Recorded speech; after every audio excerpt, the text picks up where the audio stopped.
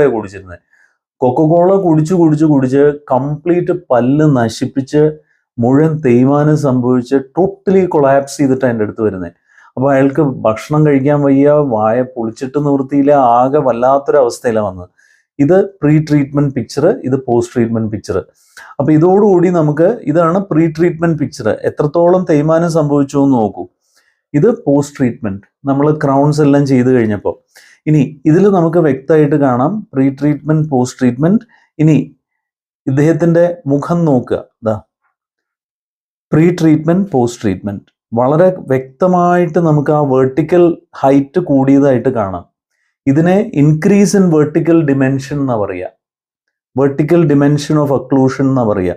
അപ്പൊ നമുക്ക് ആ വെർട്ടിക്കൽ ഹൈറ്റ് കൂട്ടിയെടുക്കാൻ സാധിച്ചു. ഇതേപോലെ 48 വയസ്സുള്ള ഒരാള് വളരെ മോശപ്പെട്ട അവസ്ഥയിൽ വന്നു, പല്ലുകളൊന്നും തീരെ ഉണ്ടായിരുന്നില്ല.